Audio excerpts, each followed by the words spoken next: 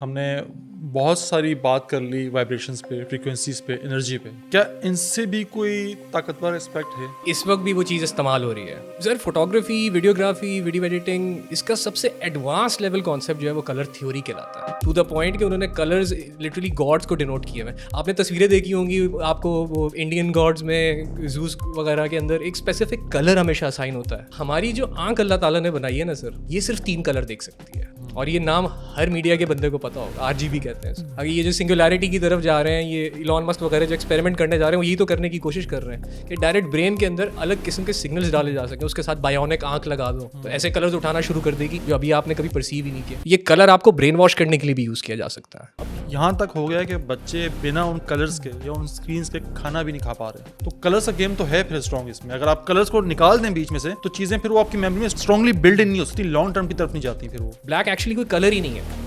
जितने कलर्स उसने सारे कलर्स अपने अंदर एब्जॉर्ब कर लिए, उसने कुछ छोड़ा ही नहीं।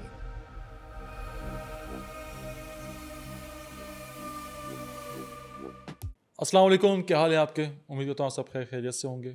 बैठक के एक और सेशन के साथ आपकी खिदमत में हाजिर हैं और आज हमारे साथ मौजूद हैं हमारे बहुत प्यारे दोस्त जनाब तलत मज़हर चौधरी साहब। तलत साहब क्या हाल है आपके? बस जी, अल्लाह का करम है, बहुत शुक्र है। आप बताइए। अल्लाह का शुक्र है। तलत भाई डायरेक्ट जो है सीधा पॉइंट पे आते हैं। हमने बहुत सारी बात कर ली वाइब्रेशंस पे, फ्रीक्वेंसीज पे, एनर्जी पे। क्या इनसे भी कोई ताकतवर एस्पेक्ट है कि जिसको हम नज़रअंदाज करते हैं, जिस पे हम बात नहीं करते? इस हद तक नज़रअंदाज करते हैं कि इस वक्त भी वो चीज़ इस्तेमाल हो रही है। लिटरली मैं जब आपको देख रहा हूँ तो मुझे कलर्स दिख रहे हैं sir. Photography, videography, video editing, इसका सबसे एडवांस लेवल कॉन्सेप्ट जो है वो कलर थ्योरी कहलाता है। और ये कलर थ्योरी अभी की नहीं है, ये भी अगेन हम एंशिएंट्स में जाएंगे, वो लोग इसको बहुत आला तरीके से प्रैक्टिस करते थे। टू द पॉइंट कि उन्होंने कलर्स लिटरली गॉड्स को डिनोट किए हुए हैं। आपने तस्वीरें देखी होंगी, आपको वो इंडियन गॉड्स में जूस वगैरह के अंदर एक स्पेसिफिक कलर हमेशा असाइन होता है एक गॉड को, कि कृष्णा है तो ब्लू कलर का होगा। सर उनका एक्चुअल कलर नहीं है, वो उनकी फ्रीक्वेंसी बता रहे हैं। हर कलर की एक फ्रीक्वेंसी होती है, वेवलेंथ। ये इसका टेक्निकल नाम है। ओके, बिल्कुल सही पकड़ा सर आपने। वेवलेंथ्स की और हिस्टोग्राम्स की ये एक पूरी पढ़ाई है। वही ये मास्टर्स लेवल पे कराते हैं एक सिनेमेटोग्राफर को, क्योंकि हमारी जो आंख अल्लाह ताला ने बनाई है ना सर, ये सिर्फ 3 कलर देख सकती है। और ये नाम हर मीडिया के बंदे को पता होगा, RGB कहते हैं इसको। यानी रेड कौन है, ग्रीन कौन है blue। और ब्लू कौन है। इसे प्राइम कलर भी कहते हैं। इसलिए कहते हैं क्योंकि ये हमारी आंख में है, सही। और कोई वजह नहीं है। अगर ये जो सिंगुलैरिटी की तरफ जा रहे हैं, ये इलॉन मस्क वगैरह जो एक्सपेरिमेंट करने जा रहे हैं, वो यही तो करने की कोशिश कर रहे हैं कि डायरेक्ट ब्रेन के अंदर अलग किस्म के सिग्नल्स डाले जा सकें। उसके साथ बायोनिक आंख लगा दो तो ऐसे कलर्स उठाना शुरू कर देगी जो अभी आपने कभी परसीव ही नहीं किया। वो लोग कहते हैं ना मेडिटेशन के दौरान हमें कलर दिखना शुरू हो गए, हमें साए दिख रहे हैं, वो बेसिकली आपकी रेंज खुल रही है। सही। वही बात है ना, हम एक ऐसे सिस्टम में ज़िंदगी गुजार रहे हैं जहाँ पे कलर डिक्टेट कर रहा है कि आपने क्या करना है। मतलब आप रोड पे चल रहे हो तो सिग्नल्स के कलर आपको बताते हैं कि आपने रुकना है या चलना है। और ये चीज़ इतनी डीपली आपके माइंड में इनग्रेंड है कि आपको रियलाइज़ भी नहीं होता। जैसे आप सुबह उठते हो, आप कपड़े चूज़ करते हो मुझे क्या पहनना है, आपको ये रियलाइज़ ही नहीं होगा कि वो कलर उस वक्त जो आप चूज़ कर रहे हो उसके जिम्मेदार 3 दिन का आपका थॉट प्रोसेस है जो आपके माइंड में प्रोसेसिंग कर रहा था। अब इन चीज़ों को पॉलिटिशियंस, खास तौर पर सेलिब्रिटीज़, वही ना, इन्होंने एक बंदा रखा होता है जो सिर्फ वार्डरोब कर रहा है। आप वार्डरोब को बहुत लाइटली लेंगे, लेकिन आप एंशिएंट्स की तरफ जाएं, यहाँ तक कि आप 15-14 सेंचुरी तक चले जाएं जब बादशाहत हुआ करती थी, वो लोग कितना ध्यान देते थे सर। खास किस्म के पत्थर पहने हुए हैं, खास किस्म का कलर पहना हुआ है, खास तरह से मूवमेंट चल रही है। इसमें क्लियोपैट्रा सबसे मशहूर है क्योंकि वो डॉक्यूमेंटेड बहुत ज़्यादा है। उसने तो अपने वो सिक्के भी बनवाना शुरू कर दिए थे। पूरे कलर थ्योरी लेके चलती थी, क्योंकि एक नॉर्मल इंसान और एक जानवर इंस्टिंक्टिव लेवल में हमारे में कोई फ़र्क नहीं है, वही उसी तरह की चीज़ें लगी हुई है ना। तो अगर आप अपने खुद ही से कॉन्शियस नहीं हो, आपका अपना थोड़ा बहुत सेल्फ अवेयरनेस नहीं है, तो ये कलर आपको ब्रेन वॉश करने के लिए भी यूज़ किया जा सकता है। और ये किया जाता है। सर आप ये देखें ना, मैं पहले भी 2 दफ़ा बात कर चुका हूँ उस पर कि बच्चों को किस तरह से हुक किया जाता है मोबाइल्स के साथ। उनका जितना भी कंटेंट बन रहा है बच्चों का, उस पर कलर्स का बहुत ज़्यादा गेम है। प्राइमरी कलर्स को बहुत वाइब्रेंट किया जाता है और हर 4 सेकंड बाद फ्रेम बदले जाते हैं ताकि वो कलर्स की मुख्तलिफ फॉर्म नज़र आती रहे, बच्चा हुक रहा है। अब यहाँ तक हो गया है कि बच्चे बिना उन कलर्स के या उन स्क्रीन्स के खाना भी नहीं खा पा रहे। हाँ तो बड़ा ऑफ सीन है ये। और जहाँ तक आपने मेमोरी की बात की ना, तो इंसान का दिमाग मुख्तलिफ चीज़ों को जोड़ के कोई शय बनाता है कि हम एक परसेप्शन क्रिएट करते हैं जो रियलिटी होती है। जिसे हम रियलिटी कहते हैं, वो परसेप्शन होती है हमारे दिमाग के मुख्तलिफ केमिकल्स की आपस में मुलाकात की। वो कहते हैं भाई ये मिल रहा है तो नतीजन यही होगा। यप। वो लाजिम नहीं कि नतीजा वही हो 2+2 4 ही हो। अब इसमें गेम ये होता है कि ट्रिक भी यहीं पे किया जा सकता है। आप इस तरह की रियलिटी दें दिमाग को कि जो फाइनल प्रोडक्ट बनाए वो उसको हक समझे। अच्छा, इसमें बड़ा गेम होता है कि हम लोग क्या करते हैं, हम चीज़ों को ना अशकाल से याद रखते हैं, वो चीज़ें हमें ठीक से याद नहीं रहती हैं। ये वर्ड थोड़ा मुझे एक्सप्लेन करें। अशकाल, शेप्स, ओके, सही हम है। शेप से याद रखते हैं। ये मेमोरी कभी भी मजबूत मेमोरी नहीं होती। इसका सिंपल सी ट्रिक है, अगर आप कलर और शेप को मिला के चीज़ों को याद रखेंगे ना तो आपको याद रहेगा। मैं अभी आपसे या जो भी हमारे दोस्त बैठे हुए हैं, मैं उनसे कहूँगी मुझे व्हाट्सएप का सिंबल बना के दिखाएं, उनके दिमाग में फ़ौरन से जो है सिर्फ कलर आएगा, शेप उनको याद नहीं रहेगी, क्योंकि शेप की मेमोरी इतनी स्ट्रांग नहीं होती जितनी कलर की स्ट्रांग होती है। जब आप इन दोनों को जोड़ना शुरू करते हैं ना, फिर आपकी मेमोरी स्ट्रांग होना शुरू होती है। इस प्रोसेस को कहते हैं, जब छोटी छोटी चीज़ें मिलकर प्रोसेस, आपके ब्रेन सेल की मुख्तलिफ ब्रांचेस मिलती हैं ना, तो वो जब कोई प्रोसेस करती हैं, कोई चीज़ जोड़ती हैं, तो उस प्रोसेस को साइंटिस्ट कहते हैं साइनेप्स। साइनेप्सिस बन रहे हैं, साइनेप्सिस बिल्ड। अब मुख्तलिफ साइनेप्सिस मिलके क्या करते हैं, शॉर्ट टर्म मेमोरी बनाते हैं। अच्छा, अब फिर उसकी जो रिपीटेंस होती है ना उन शॉर्ट टर्म मेमोरी की, तो आपको चीज़ें याद, अब जैसे एक दफ़ा मैंने बात कर दी ना, तो आपने मेरी शक्ल से और आवाज़ से दोनों चीज़ें परसीव की, इससे आपने मेमोरी बना ली। ये आपने याद नहीं किया, लेकिन जब भी ये बात दोबारा रिपीट होगी आपको फ़ौरन क्लिक हो जाएगा, अरे हाँ ऐसी कोई बात हुई थी। आपको हर बार बात नहीं याद होगी, पर ये बात आपको याद होगी। ये शॉर्ट टर्म आपकी मेमोरी बन गई। इसकी जब आप रिपीटेंस करेंगे तो फिर ये लॉन्ग टर्म मेमोरी में कन्वर्ट हो जाएगा, फिर आपको चीज़ याद रह जाती है। ठीक, इसलिए जब आप ड्राइविंग सीखते हैं, कोई स्पोर्ट्समैन बनते हैं, तो कोई भी स्पोर्ट्स का आप कर रहे होते हैं ना, तो आप हर एस्पेक्ट को याद कर रहे होते हो। बॉल कलर, स्पीड, शक्ल, हर चीज़ याद कर रहे होते हो। तो यहाँ तक हो जाता है कि आपकी मसल्स के अंदर भी वो मेमोरी आ जाती है, क्योंकि आपको हर एस्पेक्ट से आपने देखा, आपने शक्ल से भी देखा, आपने कलर से भी देखा। तो कलर्स का गेम तो है फिर स्ट्रॉन्ग इसमें। अगर आप कलर्स को निकाल दें बीच में से, तो चीज़ें फिर वो आपकी मेमोरी में स्ट्रांगली बिल्ड इन नहीं हो सकती, लॉन्ग टर्म की तरफ नहीं जाती फिर वो। मजे की बात ये जी कि कलर एक्चुअली में एग्जिस्ट करता ही नहीं है। ये जो आप कलर देख रहे हो, वही वाली बात आ गई ना, ये मेमोरी बिल्ड हुई है विद रेपिटेशन, और ये मेमोरी बिल्ड होती है 1 से 1.5 साल की उम्र में एक बच्चे की। मतलब यहाँ पे एक्चुअली पेरेंटिंग को मुझे हाईलाइट करना पड़ेगा, क्योंकि सोशल मीडिया की वजह से इस वक्त पेरेंटिंग की मेजॉरिटी जो केसेस हैं वो कोलैप्स हो रहे हैं। मुझे खुद अपने बेटे के लिए जो है, I have to make sure कि मैं बेटे के साथ बैठा हुआ हूँ जब भी वो कंटेंट कंज्यूम कर रहा है। मैं ट्रस्ट ही नहीं कर सकता उसको कि वो अकेले 1 मिनट के लिए भी बैठे। वो अब तकरीबन 2.5-3 साल का हुआ है ना सर, आप यकीन करो उसने खुद मोबाइल छोड़ दिया है। मैं और मेरी बीवी हमने लक की हरकत की कि इसको अकेले नहीं छोड़ना, क्योंकि वो 6-7 महीने का हुआ उसने मोबाइल देख लिया। और एक दफ़ा इतनी स्टिमुलस लेवल, अब यही वाली बात सर आपने बहुत प्यारा पॉइंट बताया, सैचुरेशन। अब हर एक कलर एक इमोशन को भी रिप्रेजेंट कर रहा है। एग्जैक्टली। और लिटरली रिप्रेजेंट कर रहा है। ये कैलकुलेटेबल होता है। जैसे आप फेसबुक का कलर देखोगे, ब्लू है। ब्लू हमेशा ट्रस्ट और कामिंग का कलर है। आपको मोस्टली इस वक्त रॉयल्स दिखेंगे, बल्कि नेवी ब्लू का कलर है, स्पेशली यूज भी किया जाता है फॉर फॉर्मल ओकेजन्स। अब ब्लैक का कलर है, वो एब्जॉर्बेंट कलर है। ब्लैक एक्चुअली कोई कलर ही नहीं है। जितने कलर्स उसने सारे कलर्स अपने अंदर एब्जॉर्ब कर लिए, उसने कुछ छोड़ा ही नहीं। तो इसलिए ये मिस्टीरियस कलर कहलाता है। अब ये कलर आप जब भी यूज़ करोगे और प्रोमिनेंट प्रॉपर कैलकुलेशन के साथ यूज़ करोगे, देखने वाले पे इंस्टेंट इफेक्ट आएगा, चाहे वो चाहे या ना चाहे।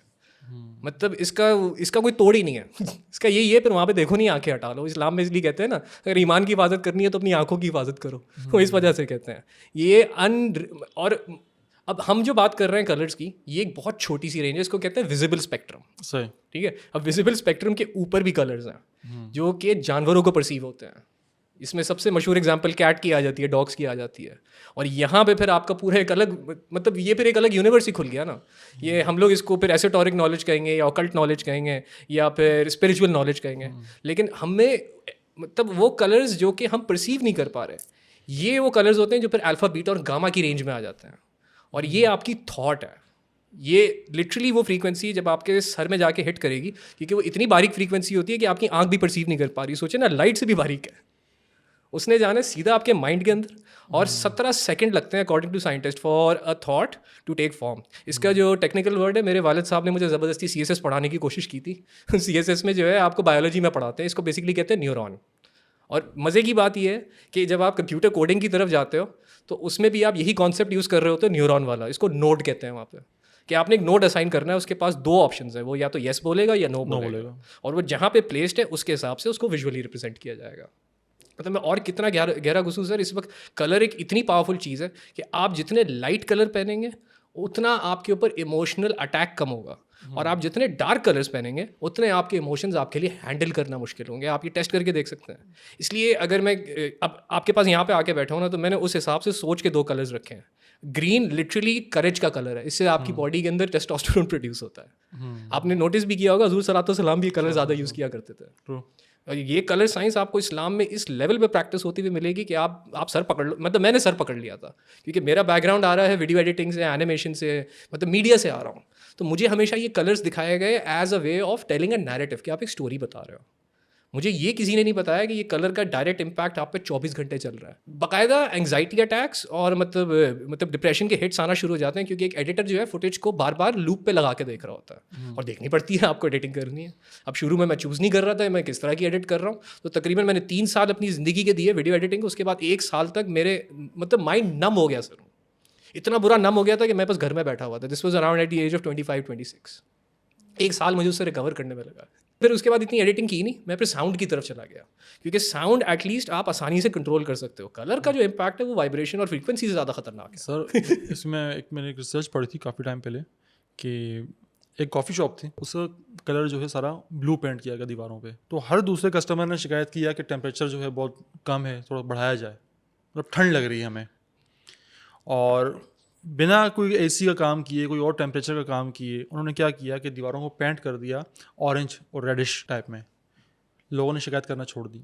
इसलिए आप जितनी बड़ी कॉफ़ी शॉप्स देखेंगे ना, उनके अंदर वार्म कलर्स आपको मिलेंगे। ये रेड की फैमिली के, रेड हो गया, दूसरा हो गया क्या कहते हैं, ऑरेंज हो गया, येलोइश टाइप का, थोड़ा डार्क वाला येलोइश टाइप हो गया, उसमें आपको ये चीज़ मिलेगा। ठीक इसी तरह जितने बड़े ब्रांड्स मिलेंगे आपको आइसक्रीम के या कोल्ड से ताल्लुक़ रखने वाले, वो सारे आपको स्काई ब्लू मिलेंगे।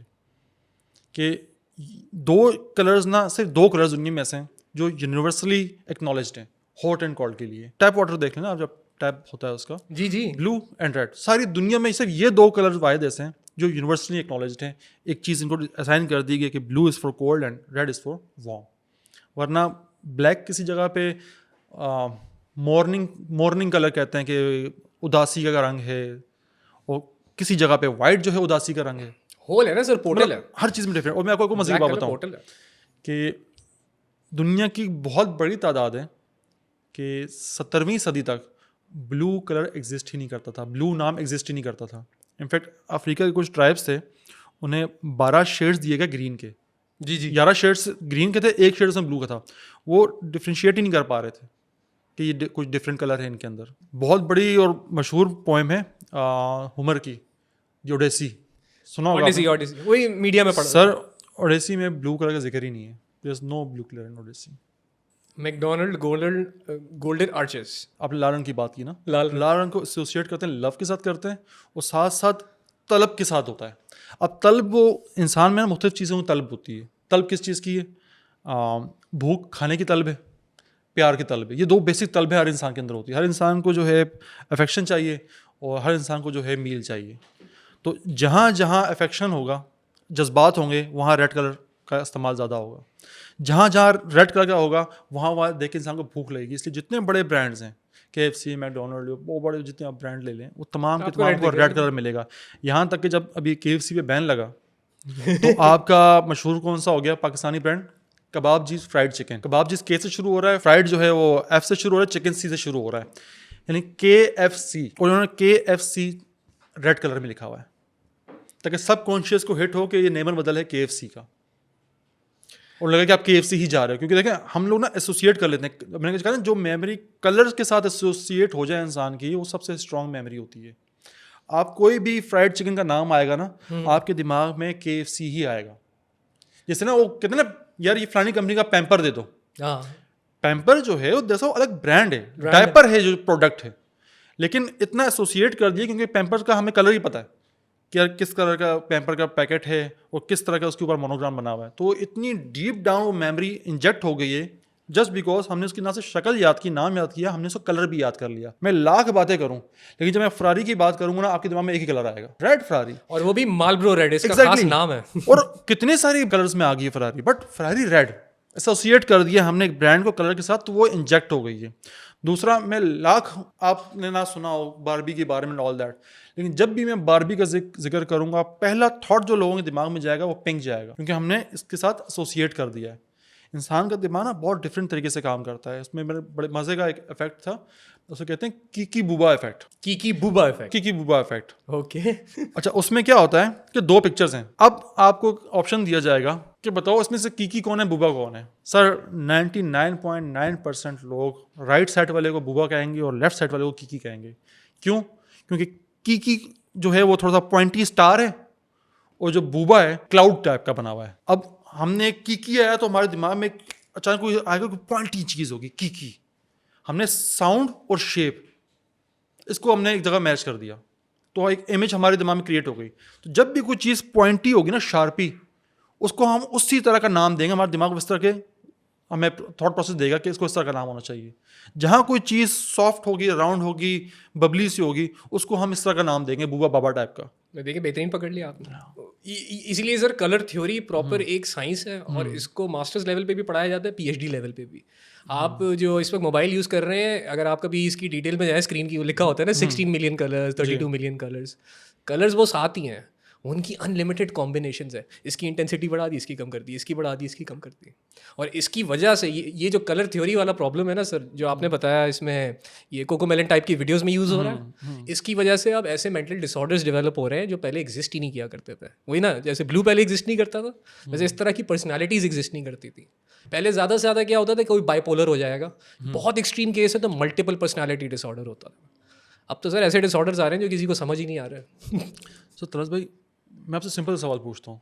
हाँ जी। हमारे पास जो टेबल खड़ा हुआ है, इसको हम एक नाम दे, राउंड अप कर दें तो ये ब्राउन कलर। इसका सिंपल हम 7 रंगों में देखें तो ये ब्राउन की कैटेगरी में आएगा। ब्राउन है, ठीक है। अब क्या गारंटी है कि जैसा ब्राउन ये मुझे नजर आ रहा है वैसा ब्राउन आपको भी नजर आ रहा है? कोई गारंटी नहीं। हो सकता है मैं जो ग्रीन है उसको ब्राउन बोलता हूँ, मेरा जो दिमाग में चीज़ बन रही है। कौन तय करेगा कि किसको क्या नजर आ रहा है, किस तरह का कलर नजर आ रहा है, कैसे एक्सप्लेन किया जाएगा कलर? सर इसके लिए तालीम देनी होती है ना, ये वही बात आ गई। आपका परसेप्शन है, इसके लिए माइंड की ट्रेनिंग होती है, और इसको कहा जाता है परसेप्शन वर्सेस पर्सपेक्टिव। आप जो परसीव कर रहे हो वो आप जब से पैदा हुए तब से किए जा रहे हो, और लिटरली न्यूरॉन्स डेवलप हो के अब पूरा पूरा गोश्त का लोथड़ा बन चुका है। तो वही है ना, किसी बुजुर्ग आदमी को कोई चीज़ समझाने की कोशिश करो, वो किस तरह से आगे से उसकी बॉडी में रिएक्शन आता है, ऑलमोस्ट लगता है कि मरने वाला हो रहा है। वो न्यूरॉन का पाथवे इतना स्ट्रांग हो चुका है कि वो लिटरली एक मसल है सर, और ज़रूरी नहीं है वो ब्रेन में हो, बॉडी में कहीं भी हो सकता है। वो जो आपने मसल मेमोरी की बात की, इसमें मैं घुसा था, मेरी स्पोर्ट्स का कोई एक्सपीरियंस नहीं है, लेकिन आप एथलीट्स को देखें, इंतहाई शार्प होते हैं माइंड वाइज, इसलिए क्योंकि उनके मसल्स के अंदर वो न्यूरॉन्स डेवलप हो रहे होते हैं, वहाँ पे मेमोरी स्टोर्ड होती है, मसल बात कर रहा होता है ये आप किसी एथलीट से पूछेगा, आपको बताएगा भी कि मैं अपनी पूरी बॉडी को फील कर सकता हूँ, बात कर सकता हूँ। सर अगर आप ड्राइवर हैं, गाड़ी चलाते हैं, और आप गाड़ी नहीं चला रहे, फ्रंट सीट पे बैठे हैं, तो सर आपका सबकॉन्शियस माइंड गाड़ी चला रहा होगा, वो आपके पैर जो है ना क्लच और रेस के ऊपर लगे हुए होंगे कि अभी ब्रेक लग गई, अभी क्लच लग गया, अभी थोड़ा सा यूं घूम जा, थोड़ा सा यूं हो जा, तो दिमाग उस तरह काम कर रहा होता है। जो आपने कलर्स की बात की थी ना, उसमें मुझे एक बड़े मज़े की सीन था कि रेड कलर। अब रेड कलर जो है वो मर्द उसको ज़्यादा देर तक नहीं देख सकता, मतलब उसकी ज़्यादा उसकी फॉर्म्स नहीं देख सकता, लेकिन औरत आपको उसके को डिफरेंट शेड्स बता देगी रेड के। चेरी रेड तो फलाना रेड, तो फलाना रेड रेड रेड रेड, मतलब अगर आप, मेरे लिए रेड रेड है, औरत के लिए वो 10 स्पेक्ट्रम्स को मजीद खुल जाएंगे रेड के। जी हाँ।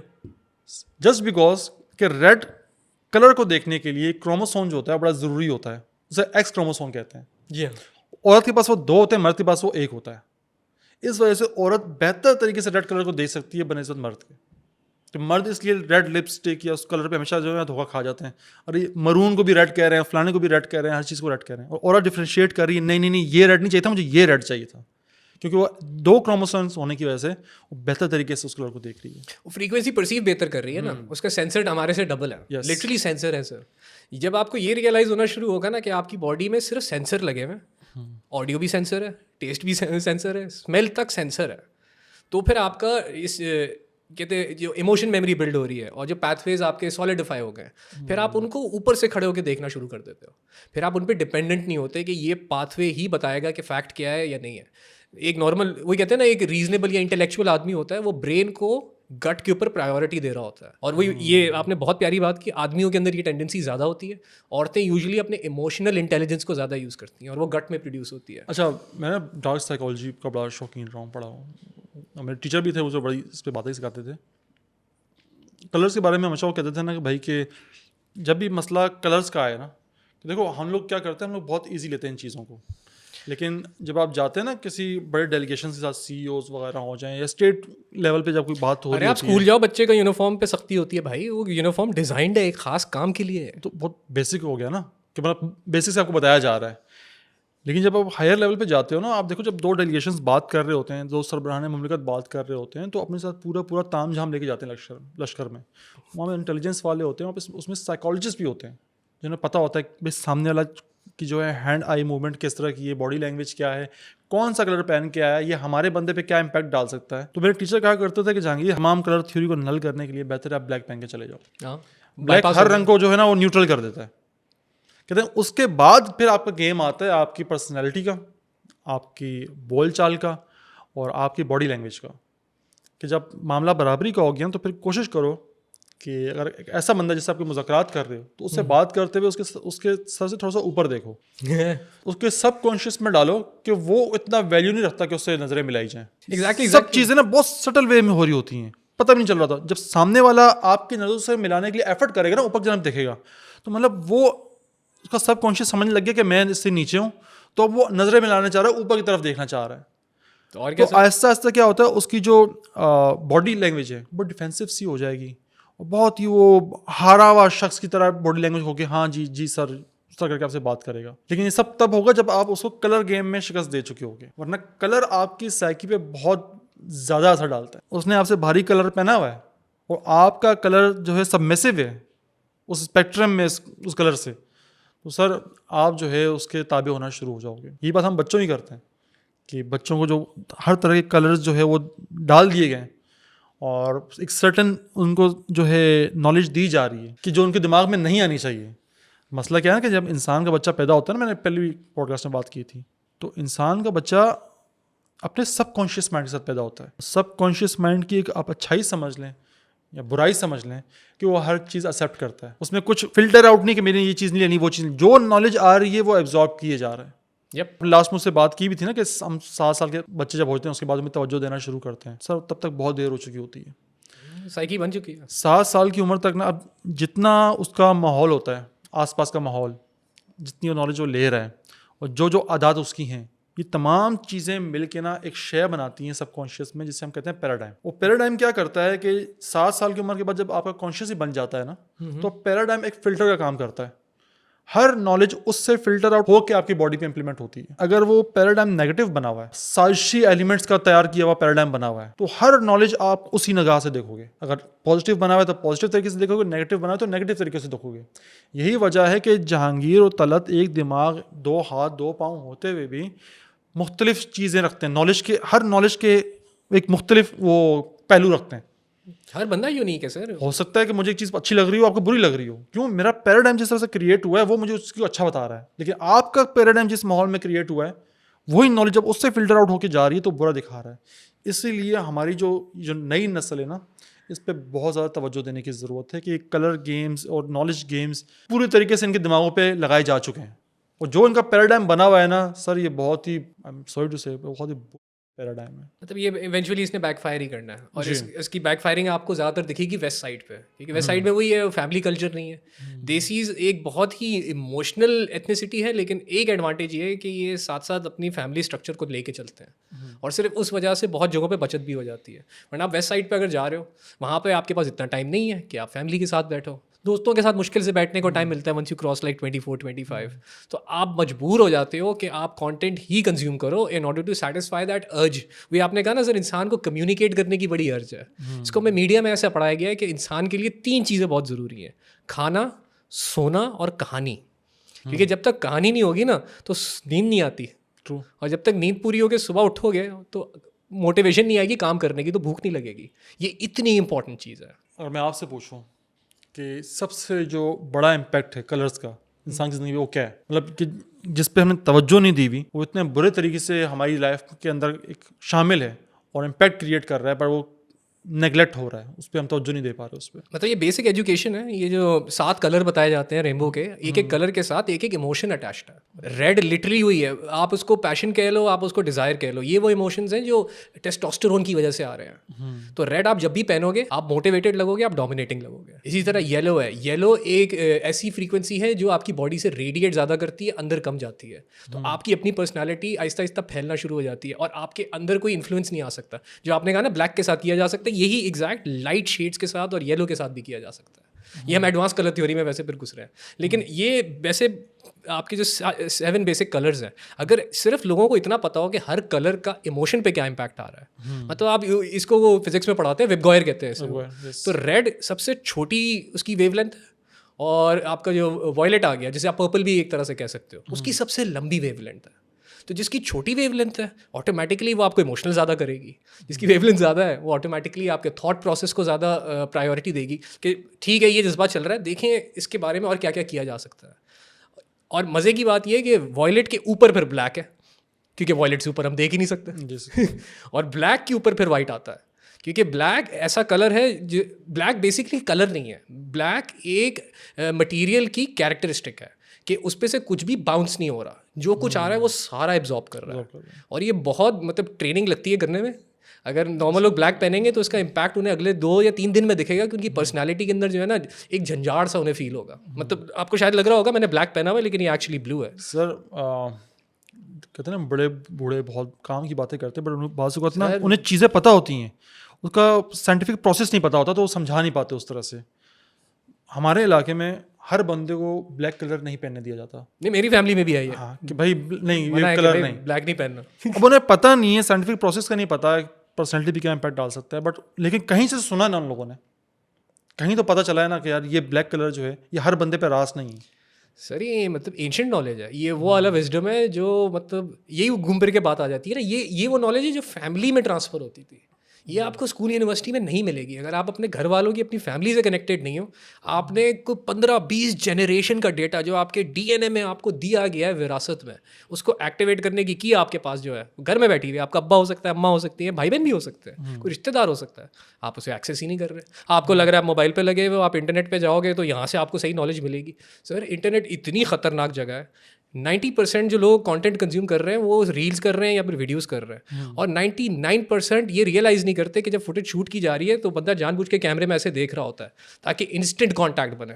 वो हिप्नोटिज्म की बाकायदा ये टेक्निक है। अब ये चीज़ें आपके घर वाले आपको पहले सिखा देंगे कि किससे कैसे बात करनी है, किसके सामने आंखें ऊपर रखनी है, किसके से आंखें झुका के चलना है। ये इनग्रेनेशन कहलाती है ना वही। अगर ये आपकी 7 साल की उम्र से पहले घर वालों ने कर दी तो आपके पास ग्रोथ की अपॉर्चुनिटी है, वरना वही पैराडाइम गलत बन गया तो ये अंदर एक लूप की तरह फंस जाएगा। और यहाँ से फिर साइकोलॉजिकल डिसऑर्डर, पैराडाइम शिफ्ट होना एक बहुत ही लंबा प्रोसेस है, और बहुत सारे लोगों का सारी जिंदगी पैराडाइम शिफ्ट नहीं हो पाता। जो एक दफ़ा बच्चों में क्रिएट हो गया ना वो वैसा ही रहता है, अनलेस कि उनकी ज़िंदगी में कोई 2 तरीक़ेकार होते हैं पैराडाइम को शिफ्ट करने के। बचपन जो चीज़ें हो गई, एक तो रिपीटेंस, आप उसको बार बार दोहराओ, किसी पॉजिटिव चीज़ को, किसी पॉजिटिव गोल को बार बार दोहराओ, इतना दोहराओ कि वो उस पर शिफ्ट हो जाए।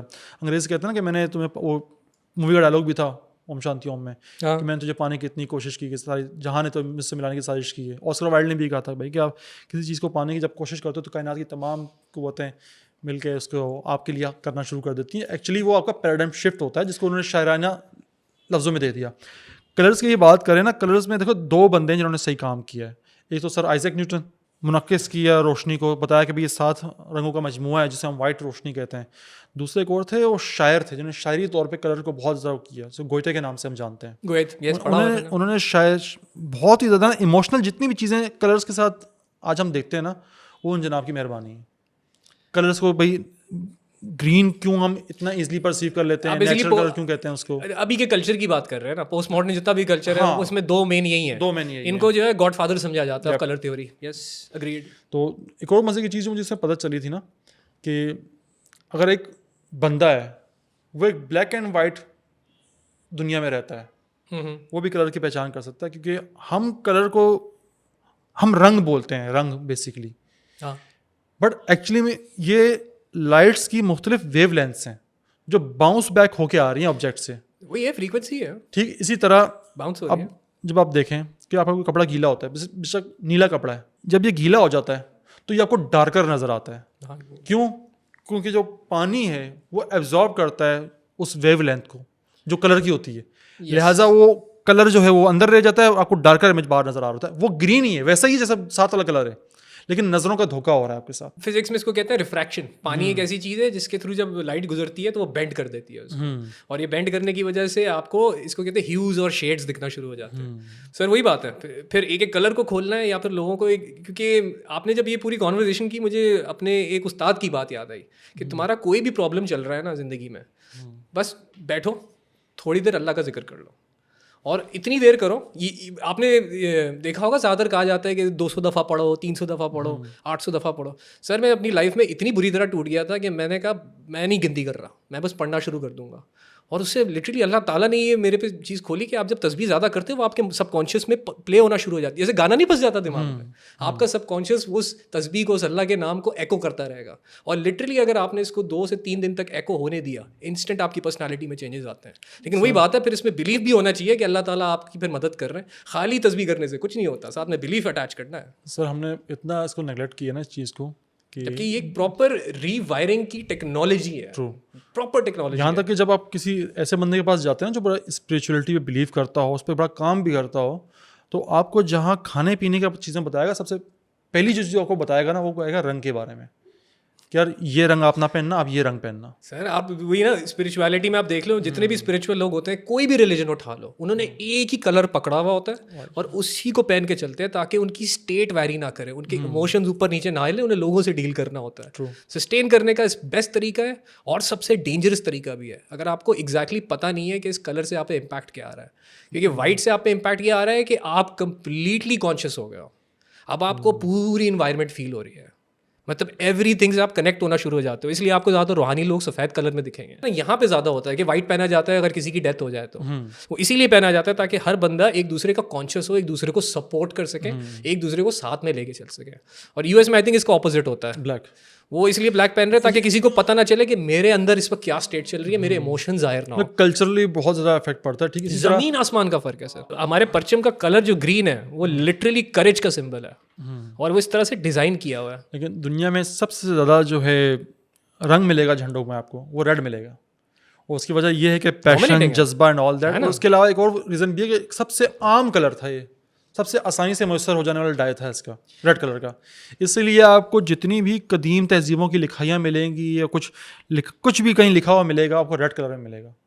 और आपको दुनिया का कोई झंडा भी पर्पल कलर में नहीं मिलेगा, क्योंकि पर्पल एसोसिएटेड था रॉयल्टी के साथ। और सबसे मुश्किल था इसका डाई हासिल करना, क्योंकि एक सीपी के म्यूकस में से इसका डाई अब निकाला जाता था, एक्सट्रैक्ट किया जाता था, और वो बहुत ही मुश्किल था हासिल करना। लिहाजा सिर्फ जो रॉयल ब्लड था सिर्फ वही पर्पल कलर पहनता था। इसलिए आप देखोगे मलका बरतानिया एंड ऑल दैट, उनके शॉल पहन ले, कुछ चीज़ पहन ले, उसमें पर्पल कलर आपको नजर आएगा। उनकी मलका बरतानिया की एक मीम भी वायरल हुई थी, याद है, जिसमें उन्होंने ग्रीन ड्रेस पहन लिया था, फिर लोग उसको क्रोमा कर करके उस पर चीज़ें डाल रहे थे। हाँ। अब देखिए उन्होंने ग्रीन पहना हुआ है, वो आयरलैंड जब गई थी तब बना था सिंबॉलिक। ग्रीन आपका जो है ये भी करेज का कलर है। रेड जो है वो बेसिकली पैशन का, या अपने आप को, आपके ब्लड फ्लो को जो है वो तेज करेगा। ग्रीन जो है आपको बैलेंस करने की कोशिश करेगा।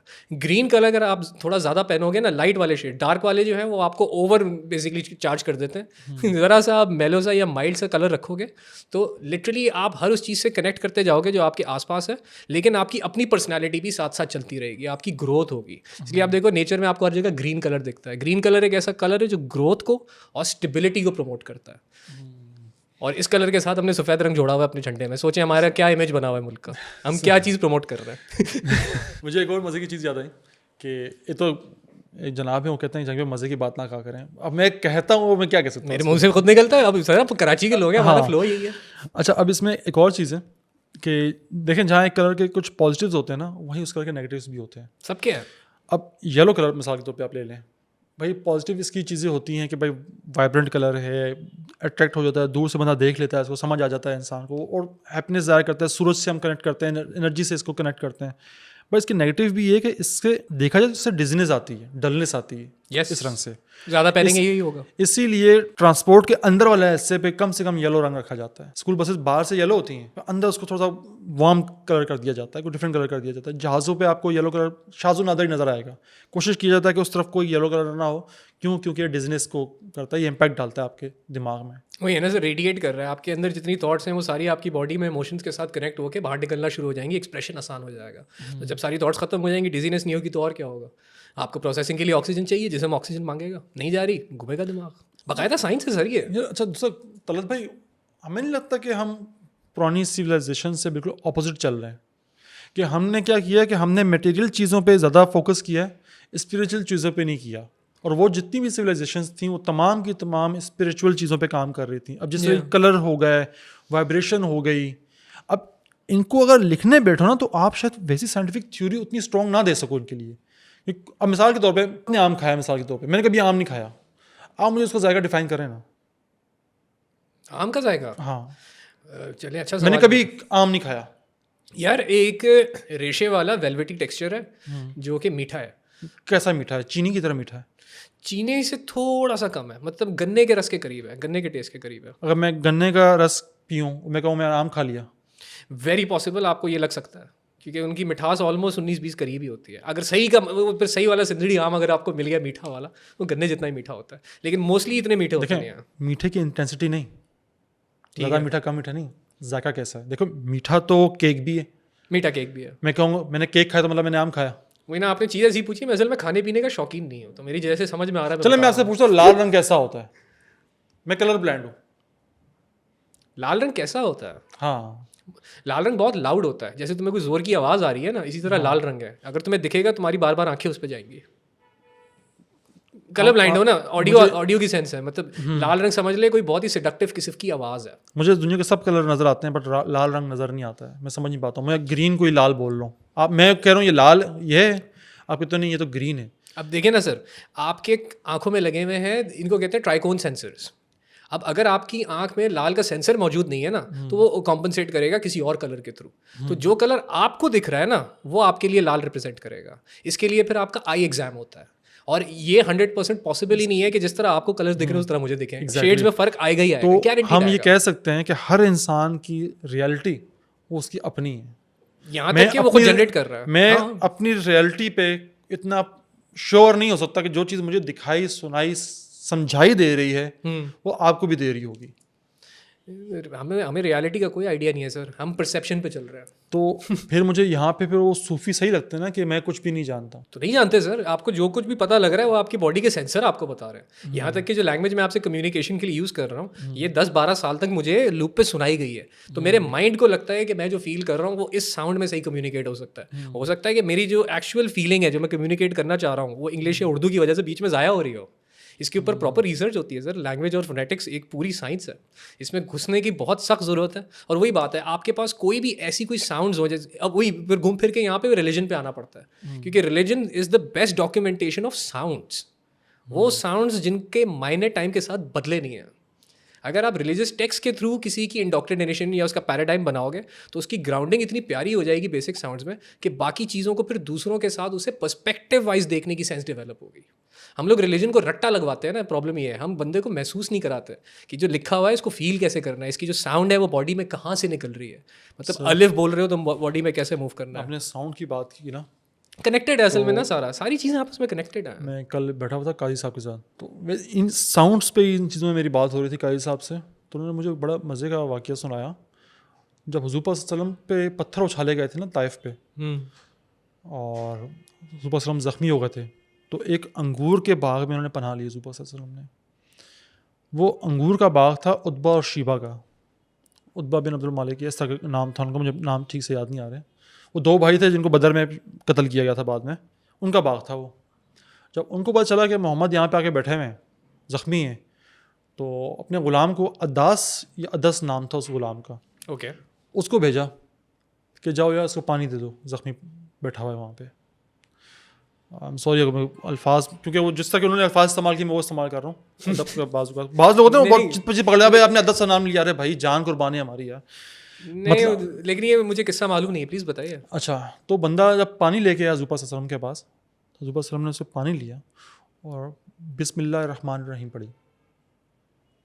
तुमने कहा ये तुमने क्या पढ़ा है? क्या अल रहमान अल रहीम ये चीज़ एग्जिस्ट नहीं करती थी उस ज़ुबान में? क्या है मतलब, क्या सिफात, मतलब कि क्यों ये कहा जा रहा है? कहते बिस्मिल्लाह, तुम ठीक है अल्लाह का पैगाम पढ़ा जाते हो, तुमने उसके नाम से शुरू किया, अल रहमान अल रहीम कौन है? तो हुज़ूर पाक सल्लल्लाहु अलैहि वसल्लम ने उसको बताया कि अल्लाह पाक की सफ़ात हैं और रहमान भी और रहीम भी है। सिर्फ ये मायने जान के वो ग़ुलाम उसी वक्त मुसलमान हो गया था। परेशान हो गया होगा ना, उसने कभी एक्सपीरियंस नहीं किया Exactly, होगा मैं रहमान रहीम एक साथ। ये क्या अल्फाज इसने बोले हैं? नहीं वो इतना बहुत बड़े मतलब traits हैं ये तो। देखें, मैं 2 वीडियोस पहले भी की थी ना कि बिस्मिल्लाहिर्रहमानिर्रहीम, हम इसमें आज़म की तलाश में, भाई ये वीडियो देख लो, इसमें आज़म इससे कर लो।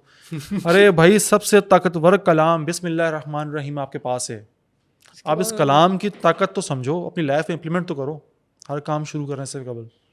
आप मैं सिंपल सी बात है अपना, चलो कलर थ्योरी से हम थोड़ा सा इस तरफ आ गए। सर बहुत अच्छा भाई है। आप ये बताएं कि आप इसमें आज़म क्यों हासिल करना चाहते हैं कि जो आप काम चाहें आप हो जाए? यानी जो आपकी ईगो कह रही है आप वो करना चाह रहे हो, इसलिए इसे मैं आज़म बेसिकली तो अल्लाह पाक ने तो आपको कह दिया कि हर काम से पहले बिस्मिल्लाह पढ़ो। आप बिस्मिल्लाह पढ़ोगे, वो आपकी खुद तुम्हें बता रहा है कि ये पढ़ो, काम हो जाता है भाई। और तुम तलाश कर रहे हो भाई इसमें आज़म अलग से कुछ है मिल जाएगी, जो है उससे तो इस्तेफादा हासिल करो आप सबसे पहले। उससे हम इस्तेफादा हासिल करते ही नहीं। ये बहुत हमारे सामने निशानियाँ मौजूद हैं। वो कहते हैं कि अपने अंदर ही जाने देखने से कबल हमने सारी दुनिया घूम ली, अपने अंदर नहीं देखा। अपनी पर्सनालिटी का कोई आइडिया नहीं है। तो बस ये जो फील हो रहा है हम आज मेरा मूड है मैं ये करूंगा, क्यों मूड हो रहा है ये पता ही नहीं है, बस जब तक मूड ये नहीं होगा मैं नहीं कर रहा। अबे यार वही ना सर, अब इससे ज़्यादा कलर थ्योरी की डेप्थ में जाने का फ़ायदा नहीं है। फिर एक एक कलर को तोड़ना पड़ेगा, उसकी वाइब्रेशन साउंड में कहाँ पे आती है ये बताना पड़ेगा। अगर इसका सोल्यूशन बता दिया जाए तो पहला सोल्यूशन तो ये है कि बच्चों को पकड़ो, बच्चों को बिना सोचे समझे कलर्स नहीं दो। आप बताएं सर, आपका क्या लगता है कि कलर थ्योरी किस तरह से प्रैक्टिस होनी चाहिए? क्योंकि मोबाइल को तब रोका नहीं जा सकता। मैं तो यही समझ रहा हूँ कि बस कांस्टेंट विजिलेंस में रखो। नहीं, हाँ देखिए 6-7 साल की उम्र तक अकेला नहीं छोड़ो। मेरी बात सुने सर, मेरी बात सुने। हम जब छोटे थे ना तो हम सीधे हाथ से खाना खा रहे हैं, उल्टे हाथ से खाना खा रहे हैं, हमारी माँ को पता होता था। हमने हाथ धोया या नहीं धोया हमारी माँ को पता था। हमारी माँ ने घर की सफाई भी करनी थी, उसने खाना भी बनाना था, और पूरा कंबाइन फैमिली का टबर संभालना था। मतलब प्रॉपर वो बिजनेस चला रही हैं। बच्चों के नाखून काटने थे, बच्चों की सफाई देखनी थी, खाना खिलाना था 3 टाइम। सर मसरूफियात थी, इससे 10 गुना ज़्यादा मसरूफियात थी, बहुत ज़्यादा। अब हमने क्या कर दिया कि हमने बहुत इजी कर दिया है, बतौर बाप भी बतौर माँ भी। हमने शॉर्टकट्स तलाश कर लिए कि बच्चे तंग ना करें। पैदा क्यों किए हैं भाई? फिर मेरी नानी कहती थी कि सबसे मुश्किल काम ना इब्ने आदम का बच्चा पालना है, बड़ा करना है। सबसे मुश्किल काम। माँ का रुतबा इसलिए इतना बड़ा दिया गया है कि वो एक उसका सोना जागना खाना पीना वो इन्वेस्ट हो जाती है पूरी की पूरी उसमें।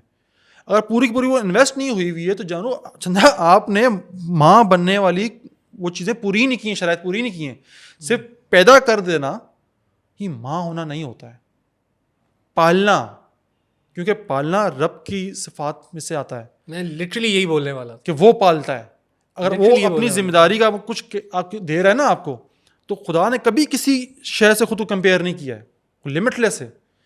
लेकिन जब अपनी मोहब्बत बतानी थी ना तो उसने माँ का जिक्र किया कि मैं अनगिनत माँ से ज़्यादा प्यार करता हूँ। 70 मतलब एक लफ्ज़ जो यूज़ होता है ना बेसिकली अनगिनत के लिए यूज़ होता है, किसी का कोई काउंटिंग ना हो।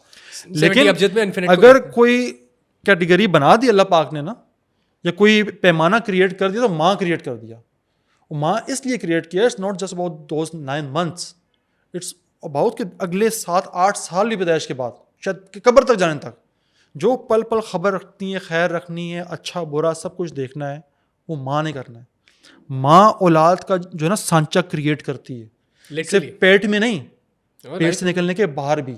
तो अगर आप इतना टाइम नहीं निकाल पा रहे कि आप देख रहे हो कि आपका बच्चा क्या कंज्यूम कर रहा है, क्या खा रहा है, क्या बोल रहा है, तो सॉरी टू से आप माँ होने की रिस्पॉन्सिबिलिटी आप पूरी नहीं कर रही।